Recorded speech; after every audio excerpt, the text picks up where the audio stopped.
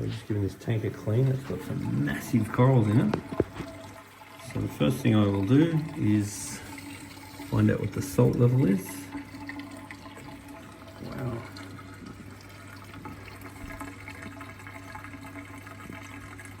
So it's about 0.024. Now 0.024 is an excellent salinity or specific gravity for running your aquarium. If you were to add new fish, I like to add it on I like the salt level on the lower side. But for an established tank, it's very good. We've got some very healthy fish in here. We've got very well developed coralline algae, which is what we want. So that's all looking good. Yeah, it's a very mature looking tank. Now, one thing with aquariums is over time, it is really good to give the tank a bit of a spring clean and a bit of a rearrange. So this tank is doing very well. So the fish are looking very healthy and happy, and the corals are very colourful and getting very, very big. But just one thing to be aware of is that when you've had a tank look a certain way for a long time, it never hurts every now and then to do a spring clean. Now what a spring clean does is basically pull it all out, and then you can redecorate it and put it all back in again. So these corals are getting very big and they're absolutely thriving, and everyone looks very healthy, and that all looks very good. But one thing that you could think about doing in the next sort of year or 2 years is, at the moment, that reef is looking very full and the corals are looking very big. But what you'd have to be worried about is, because there's a lot of contact with the substrate to create that big shelf there, that big reef there, if you were actually going to get under those rocks, you'd want to be doing it while you're doing a spring clean, because what I'd be worried about is gases coming out underneath those rocks if we were to move them. And then what we could do is change the shape of the reef. So right now it's a very full look, and the fish, the corals are getting very, very big.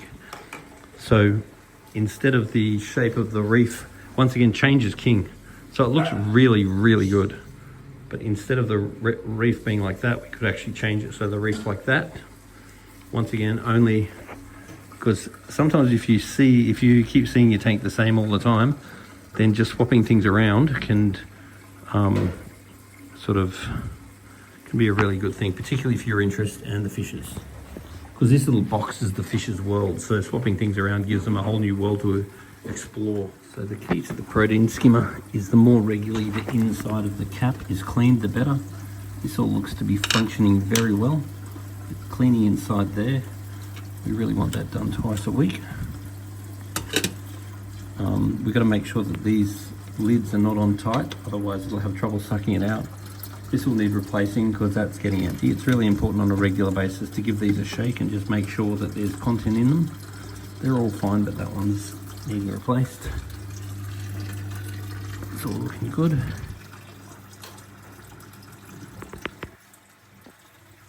Okay, so this tank, the lights have only just been turned on, so that would affect the pH. Right now the pH says 7.9. I really wanted it 8.4, but because the lights have just turned on, I would expect the pH to be on the lower side. So if we can just watch that pH, maybe towards the time the lights go out, if it was more like 8.4, I'd be happier. The KH is 8, which I'm very happy with. Phosphate's 0.7, that's pretty good. Calcium is a little bit on the high side, so I might dial that back slightly. The magnesium is a little bit on the high side, so I might dial that back. There's basically no ammonia or nitrite, and the nitrate is 15, which, considering there's a lot of soft corals in this tank, all in all, it's actually really quite good. So I just cleared this airline tube, and now the amount of bubbles in this skimmer is a lot, whereas when I got here, the skimmer was actually quite clear. So what I need to do now is change that a little bit and then leave it for an hour to settle. You can't just try and get it right. It just doesn't work like that.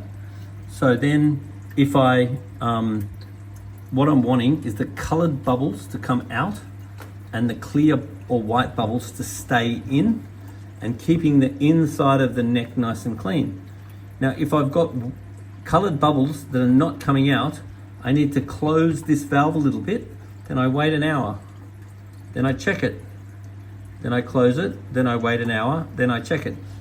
and I want the color coming out. And then if white's coming out, I want to open this valve up, open a little bit, wait an hour, come back. Open it a little bit, wait an hour, come back. Take your time. Don't do it quick because it doesn't work quick. So right now I'm just seeing how this goes. And if that colored bubbles come out, then I'm happy. Right now it looks like I need to close it a little bit. So if I just close it a bit and wait until you get it right.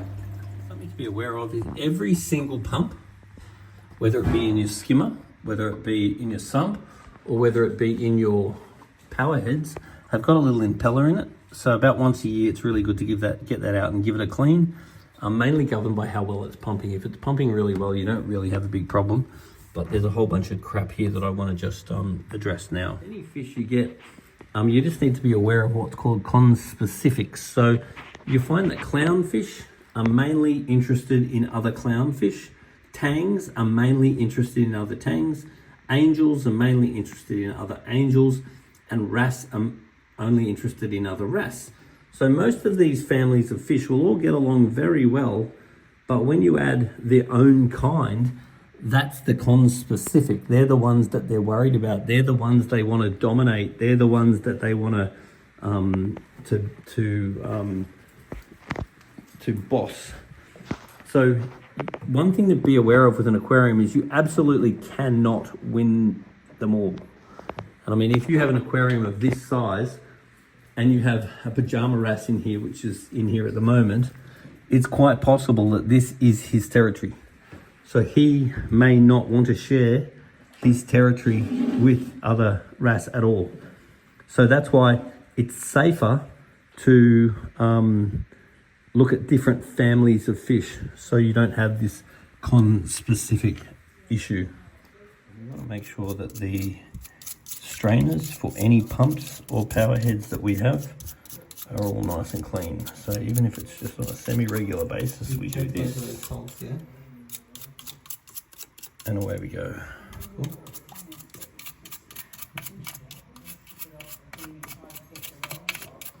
Lots of coralline growth in this tank, which is very good. But a tank like this with this much coralline will go through the KH quite quickly. Make sure this isn't clogged up. Services, it's good to give your weir a good suck out. Just see if there's any crap building up in the weir, because the less we can have crap build up in the tank, the better. The other thing that's good too is with these very mature aquariums is dosing it with some pristine. And pristine is bacteria that helps to break down the solid particles. So that never hurts to do a bit of a pristine dose every now and then. Seachem's pristine. It's a good way of just breaking down a lot of the sediment and crap that builds up through the tank. The priorities I'm really looking for is surface agitation.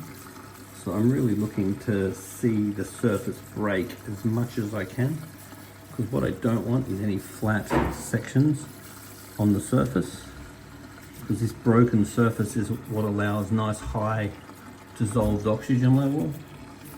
That allows good redox potential and allows everything to work better in the aquarium. So right now the skimmer is skimming beautifully. It's white and it's staying in there, and we want the colored stuff to come out. So the way this is functioning now is perfect. And the skimmer is very white, whereas before it was clear. So that little adjustment might really help. Also, the tank had just a tiny bit of red slime algae in it, which improving the functioning of the skimmer may very well help. And then food is another thing. I would want to be feeding predominantly Spectrum's probiotics to this tank. A bit of frozen food for a treat is great, but my main food I would feed this is Spectrum's probiotics. I'd also want to add some pristine in, because I'd want to see if there's any crap underneath there. The pristine might be able to encourage the breakdown.